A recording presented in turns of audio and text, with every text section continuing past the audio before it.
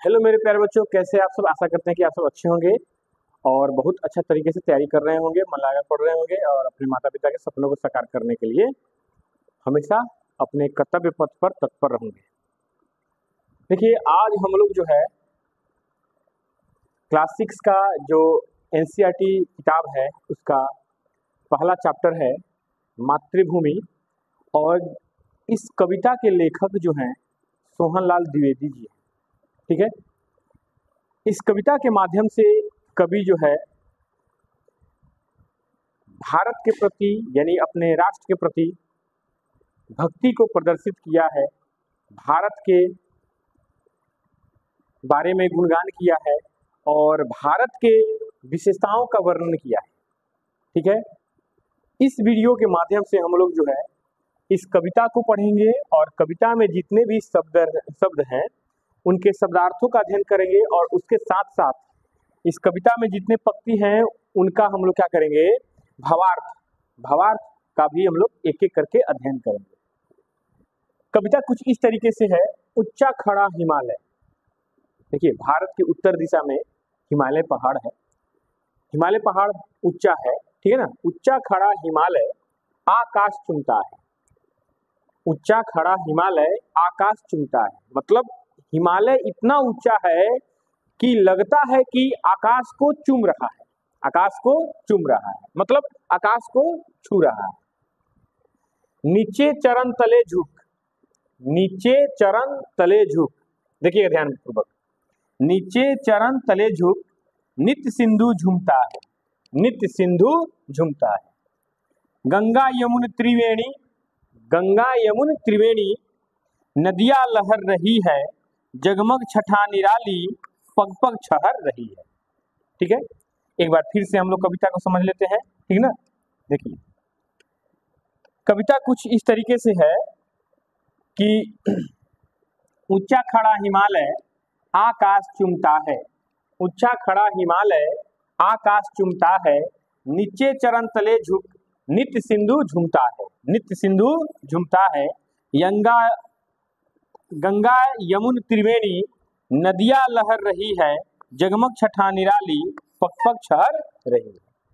तो सबसे पहले हम लोग क्या करेंगे, अब शब्दार्थ के बारे में जानेंगे।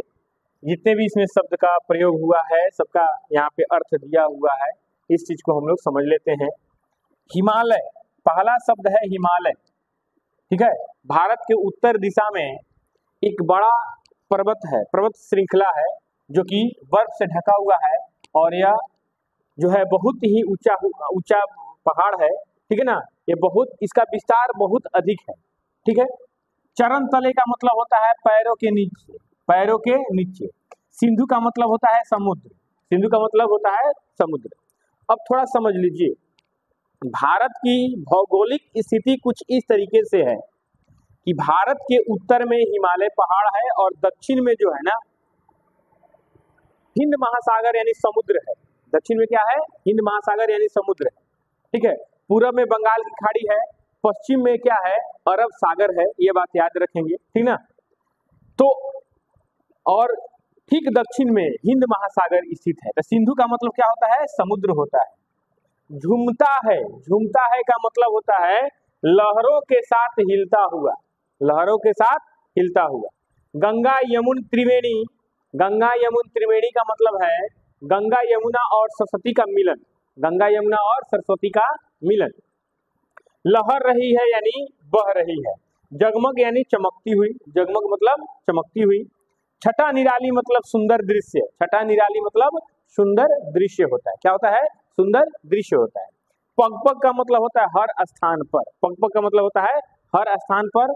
और छहर रही है का मतलब फैल रही है, छहर रही है का मतलब फैल रही। ठीक है, तो जितने भी यहाँ पे वाक्य दिए गए हैं उनका यहाँ पे भावार्थ प्रस्तुत है और भावार्थ को हम लोग एक एक करके समझते हुए चलेंगे, बहुत अच्छा लगेगा। ठीक है, समझिएगा। प्रस्तुत पंक्तियों में कवि ने भारत की भौगोलिक विशेषताओं और प्राकृतिक सुंदरता का गुणगान किया है। यह प्रस्तुत कविता है मातृभूमि और इस मातृभूमि के कवि हैं सोहन लाल द्विवेदी जी। इन्होंने इस पंक्ति के माध्यम से, इन पंक्तियों के माध्यम से भारत की भौगोलिक विशेषताओं और प्राकृतिक सुंदरता का गुणगान किया है। भारत के उत्तर में स्थित विशाल और गौरवशाली हिमालय पर्वत को कवि ने ऐसा दर्शाया है कि मानो वह आकाश को चूम रहा हो। इन पंक्तियों में कवि ने हिमालय को इस तरीके से बतलाया है कि मानो हिमालय पहाड़ आकाश को चूम रहा है, जो देश की शक्ति और अडिगता का प्रतीक है। अब यहाँ पे एक नया शब्द आया है मेरे प्यारे बच्चों, हिमालय क्या है? तो हिमालय देश की शक्ति और अडिगता का प्रतीक है। मतलब हिमालय अपने स्थान पर अडिग है, ठीक है, हिमालय अपने स्थान पर अडिग है। हिमालय हमारी सुरक्षा करता है, हमारे देश की रक्षा करता है, ठीक है। बाहर से जो भयंकर तूफान आते हैं उनको हिमालय रोक करके हमारे देश की रक्षा करता है। अब आइए समझिए, वहीं दक्षिण की दिशा में स्थित विशाल हिंद महासागर, ठीक है, दक्षिण की दिशा में, जैसा कि मैंने पहले बताया है कि भारत की भौगोलिक स्थिति कुछ इस तरीके से, उत्तर में हिमालय है और दक्षिण में क्या है? हिंद महासागर है। पूर्व में क्या है? बंगाल की खाड़ी है और पश्चिम में क्या है? अरब सागर स्थित है, ठीक है। तो वहीं दक्षिण दिशा में स्थित विशाल हिंद महासागर हिमालय के चरणों में झुककर लहरों के माध्यम से अपने उल्लास को प्रकट करता हुआ इतरा रहा है। इतरा रहा मतलब खुश हो रहा है, देहाती भाषा में कहते हैं अगरा रहा है, ठीक है। अब देखिए, कवि ने भारत की पवित्र नदियों, भारत में कई पवित्र नदियां हैं, उन नदियों में गंगा सर्वप्रमुख है, यमुना और सरस्वती। गंगा, यमुना और सरस्वती ये तीनों जब मिलते हैं, ठीक है, उनको हम लोग संगम कहते हैं। क्या कहते हैं? संगम। तो गंगा, यमुना और सरस्वती के त्रिवेणी संगम की महिमा का वर्णन किया है, ठीक है। इन नदियों का कलकल प्रवाह और उनकी जगमगाती छटा समस्त धरती पर एक अनुपम सुंदरता बिखेरती है। पर्वतीय झरनों की मधुर ध्वनि और नदियों के लहरों की चंचलता भारत की प्राकृतिक संपदा को और अधिक भव्य यानी विशाल बनाती है, ठीक है। ये था भावार्थ। अब इसके आगे हम लोग बढ़ेंगे, ठीक है। इसमें क्या है पहले समझ लेते हैं। वह पुण्य भूमि मेरी, वह स्वर्ण भूमि मेरी, वह जन्मभूमि मेरी, वह मातृभूमि मेरी। झरने अनेक झरते जिसकी पहाड़ियों में, चिड़िया चहक रही है वो मस्त झाड़ियों में, ठीक है। पुण्य भूमि का मतलब क्या होता है? देखिए यहाँ पे शब्दार्थ लिखा हुआ है, एक एक शब्दार्थ को बढ़िया से आप लोग समझते चलिएगा मेरे बच्चों। पुण्य भूमि का मतलब होता है पवित्र भूमि। पवित्र भूमि, पवित्र भूमि उसको कहा जाता है जहां पर महापुरुषों ने जन्म लिया है।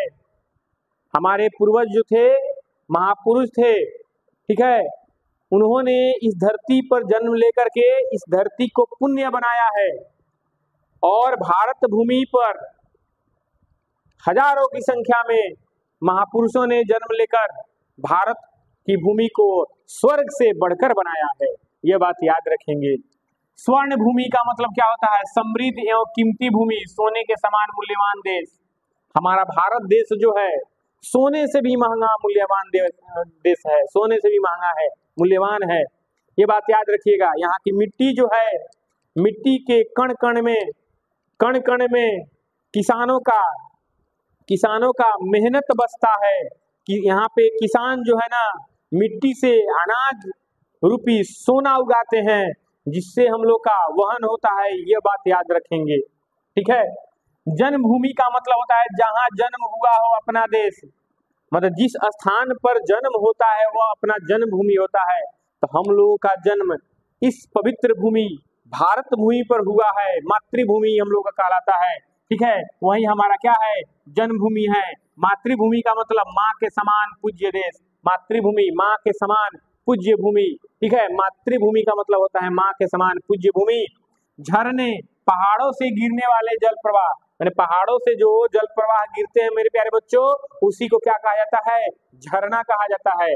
झरते यानी गिरते, पहाड़ियां मतलब छोटे छोटे पर्वत, पहाड़ियां मतलब छोटे छोटे पर्वत। चहक रही है, चिड़िया क्या करती है, चहकती है। चिड़िया चहकने का मतलब होता है, चिड़िया के चहकने का मतलब होता है कि चिड़िया जो है मस्त होकर गाना गा रही है।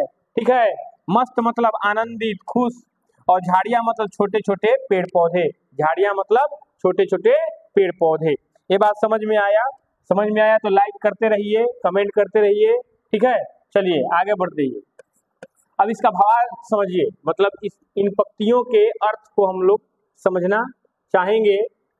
देखिए, प्रस्तुत पंक्तियों में कवि ने अपनी जन्मभूमि यानी जहां पर कवि का जन्म हुआ है वह देश क्या है, भारत है। उस भारत की महानता और पवित्रता का भावनात्मक रूप से वर्णन किया है। मतलब भावनात्मक रूप से वर्णन करने का मतलब हुआ है कि दिल से वर्णन किया है। कवि अपने देश को पुण्य भूमि और स्वर्ण भूमि कहकर इसका गौरव बढ़ाता है, गौरव बढ़ाता है। यह वही भूमि है जहां कवि ने जन्म लिया, जिसे वह अपनी मां के समान पूज्य मानता है और जिससे उसका गहरा आत्मीय संबंध है, गहरा आत्मीय संबंध है। यह बात याद रखेंगे। उसके बाद कवि आगे कहता है कि यहाँ की पहाड़ियों से अनेक झरने बहते हैं, मतलब पहाड़ियों से अनेक झरने बढ़ते हैं जो इसकी प्राकृतिक शोभा को बढ़ाते हैं, जो इसकी प्राकृतिक शोभा को बढ़ाते हैं। भारत भूमि तो सुंदर है ही, लेकिन यहाँ के कुछ मतलब कि प्राकृतिक जो मतलब कि संपत्ति है, प्राकृतिक संसाधन है, उससे भारत और भी मूल्यवान देश, प्राकृतिक सुंदरता से भरपूर देश बन जाता है। ये बात याद रखेंगे। हरियाली, भारत भूमि पर जब खेतों में फसल उगते हैं ना, तो चारों ओर हरा हरा नजर आता है। वो देख करके मन जो है मतलब कि खुश हो जाता है, आनंदित हो जाता है। तो हरियाली से भरे हुए इन जंगलों और झाड़ियों में चिड़ियों की चहचहाट गूंजती रहती है, जिससे वातावरण आनंदमय और जीवंत प्रतीत होता है। भारत की इस प्राकृतिक सुंदरता को देखकर मन हर्षित हो जाता है।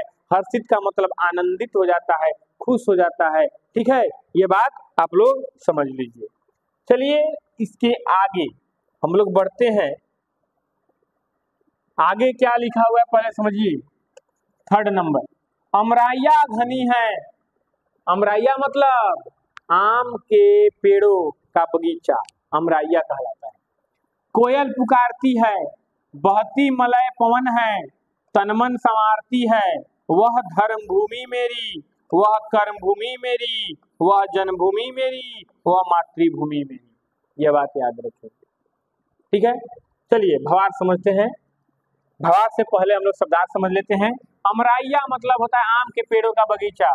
आम के पेड़ों का बगीचा मतलब वह बगीचा जिसमें केवल आम के पेड़ ही लगे हों। घनी मतलब बहुत अधिक सघन, घनी का मतलब होता है घना, मतलब बहुत सारे पेड़। ठीक ना। पुकारती है मतलब आवाज देती है, गाती है। मलय पवन का मतलब दक्षिण से बहने वाली ठंडी सुगंधित हवा, दक्षिण से बहने वाली ठंडी सुगंधित हवा को मलय पवन कहा गया है। उसके बाद तन मन संवारती है, शरीर, तन मतलब शरीर, मन मतलब मन को तरोताजा कर देती है। धर्म भूमि का मतलब धर्म का पालन करने वाली भूमि। कर्म भूमि का मतलब परिश्रम और कर्तव्य पालन की भूमि। ठीक है। जन्म भूमि का मतलब जन्म लेने की भूमि, अपना देश जहाँ पर जन्म होता है वह जन्मभूमि है। और मातृभूमि का मतलब आप तो समझते ही हैं मेरे प्यारे बच्चों, माँ के समान पूज्य भूमि। जिस तरीके से माँ पूज्य होती है, ठीक है, उसी प्रकार मातृभूमि भी पूज्यनीय है। यह बात हमेशा याद रखिएगा। आइए इसका भावार्थ हम लोग समझ लेते हैं। भावार्थ कह रहा है कि प्रस्तुत पंक्तियों में, ये जो पंक्तियां थी ना, उसमें कवि ने भारत की प्राकृतिक सुंदरता का चित्रण किया है। पहली पंक्ति में कवि ने भारत की हरी भरी प्रकृति का वर्णन करता है ना। पहली पंक्ति में कवि क्या कहता है, भारत की हरी भरी प्रकृति का वर्णन कहता है, जहां घने आम के बाग अपनी शीतल छाया प्रदान करते हैं, इन बागों में कोयल बोला करते हैं, अपनी मधुर वाणी में गान करती है ना, जिससे वातावरण संगीत से गूंज उठता है, चारों ओर जो है ना मधुर संगीत गूंजने लगता है। ठीक है, चिड़िया अपने मतलब मधुर वाणी से इस संगीतमय संसार को जो है ना मंत्रमुग्ध करने लायक बना देती है। मंद मंद मलय पवन यानी दक्षिण से चलने वाली शीतल हवा प्रवाहित होती है, जो न केवल शरीर को शीतलता प्रदान करती है बल्कि मन को भी प्रसन्नता और स्फूर्ति से भर देती है। तो यह दक्षिण से जो बहने वाली सुगंधित हवा जो होती है, तन के साथ साथ मन को भी क्या करती है, बोलिए, शीतलता प्रदान करती है, मंत्रमुग्ध कर देती है और स्फूर्ति से भर देती है। ये बात याद रखेंगे। इसके बाद कवि अपने देश की धार्मिक और नैतिक महानता को रेखांकित करता है। धार्मिक और नैतिक महानता को रेखांकित करता है। कवि कहता है कि भारत को धर्म भूमि कहा गया है। अब धर्म भूमि क्यों कहा गया है, क्योंकि यह भूमि सदैव धर्म का पालन करने वाली रही है। उसके बाद साथ ही इसे कर्म भूमि कहा गया है, क्योंकि यह परिश्रम और वीरता का प्रतीक है, क्योंकि इस भूमि पर कठिन से कठिन परिश्रम करने वाले महापुरुष जन्म लिए हैं, जैसे कि दशरथ माझी। ठीक है, उन्होंने पहाड़ को काट करके रास्ता बना दिया था, ये बात भूलिएगा नहीं। यही वह भूमि है जहां कवि ने जन्म लिया और जिसे वह अपनी मातृभूमि के रूप में सम्मान देता है। कवि अपने माँ से ही बढ़कर के, माने माँ के समान अपने भूमि को मानता है। ठीक है, अब चौथा स्टेंजा देखिए, जन्मे जहां थे रघुपति। रघुपति मतलब बोलिए श्री राम भगवान। ठीक है, जन्मी जहां थी सीता, श्री कृष्ण ने सुनाई बंशी पुनित गीता। गौतम ने जन्म लेकर जिसका सुयश बढ़ाया, जग को दया सिखाई, जग को दया दिया दिखाया। वह युद्ध भूमि मेरी, वह बुद्ध भूमि मेरी, वह मातृभूमि मेरी, वह जन्मभूमि मेरी। यह बात याद रखिए। ठीक है मेरे प्यारे बच्चों, ठीक है मेरे प्यारे बच्चों। ठीक है, मतलब पुनीत का मतलब होता है पवित्र, पवित्र। सुयश का मतलब होता है प्रसिद्धि। बंसी का मतलब होता है बांसुरी, श्री कृष्ण भगवान बांसुरी बजाते हैं। ठीक ना। गीता का मतलब होता है श्री कृष्ण भगवान जी द्वारा कुरुक्षेत्र में अर्जुन को जो उपदेश दिए थे, ठीक है ना, वही गीता का उपदेश दिए थे। गौतम, महात्मा बुद्ध को गौतम कहा गया है। ठीक है ना, जिन्होंने बौद्ध धर्म की स्थापना की थी। दया का मतलब होता है करुणा। युद्ध भूमि का मतलब युद्ध होने का स्थान, जैसे महाभारत का कुरुक्षेत्र। बुद्ध भूमि मतलब बुद्ध के जन्म और उनकी ज्ञान की भूमि। मातृभूमि मतलब माँ के समान पूज्य देश, माँ के समान पूज्य देश। आइए इसके भावार्थ को हम लोग समझ लेते हैं मेरे प्यारे बच्चों, भावार्थ को समझ लेते हैं। ठीक है, देखिए भावार्थ है कि प्रस्तुत पंक्तियों के माध्यम से कवि इस भूमि की पवित्रता को दर्शाते हुए कहते हैं कि यह वही देश है, यह वही देश है जहां भगवान राम और माता सीता का जन्म हुआ। यह वही भूमि है जहां भगवान श्री कृष्ण ने अपनी बांसुरी की मधुर ध्वनि के साथ गीता का पावन ज्ञान इस संसार को प्रदान किया, जिससे मानवता को धर्म, कर्म और सत्य का मार्गदर्शन मिला। जिससे मानवता को क्या मिला? धर्म, कर्म और सत्य का क्या मिला? मार्गदर्शन मिला। यही वह भूमि है जहां गौतम बुद्ध का जन्म हुआ और उन्होंने अपनी करुणा, अहिंसा और ज्ञान से संपूर्ण विश्व को दया और सत्य का संदेश दिया। उन्होंने अज्ञान के अंधकार में भटके हुए लोगों को सच्चा मार्ग दिखाया और उन्हें मोक्ष प्राप्त करने की ओर अग्रसर किया। ठीक है, उन्होंने मोक्ष की प्राप्ति की ओर अग्रसर किया। ये बात याद रखिए मेरे प्यारे बच्चों, ठीक है। अंत में कवि इस देश को युद्ध भूमि और बुद्ध भूमि दोनों कहकर इसकी अद्वितीय विशेषता को दर्शाते हैं। यह वही भूमि है जहां धर्म और न्याय की रक्षा के लिए महाभारत जैसे युद्ध हुआ था, ठीक है। ये वही भूमि है, यह वही भूमि है जो महापुरुषों का जन्म स्थल रही है। कवि के अनुसार यही उनकी मातृभूमि है और यही उनकी जन्मभूमि है। मतलब मातृभूमि माँ के समान पूजनीय भूमि है और यही उनकी जन्मभूमि है जहाँ पे कवि का जन्म हुआ था। यह देश केवल भूमि का एक टुकड़ा ही नहीं बल्कि जन्मभूमि और मातृभूमि के रूप में क्या है, पूजनीय है। यह बात याद रखें, ठीक है, यह बात याद रखें। इस तरीके से हम लोगों ने इस कविता का, ठीक है, शब्दार्थ भावार्थ दोनों, ठीक है, सीख लिया है। अब एक काम कीजिएगा, ये आप लोग कॉपी में नोट कर लीजिएगा, ठीक है ना, आगे काम आएगा। और साथ ही साथ अगर ये वीडियो अच्छा लगा हो तो कृपया करके आप लोग लाइक कीजिए, कमेंट कीजिए और जो सब्सक्राइब नहीं किए हैं कृपया करके सब्सक्राइब कर लीजिए, ठीक है, सपोर्ट कीजिए। चलिए मिलते हैं नेक्स्ट वीडियो में, तब तक लिए आगे दिए। जय हिंद।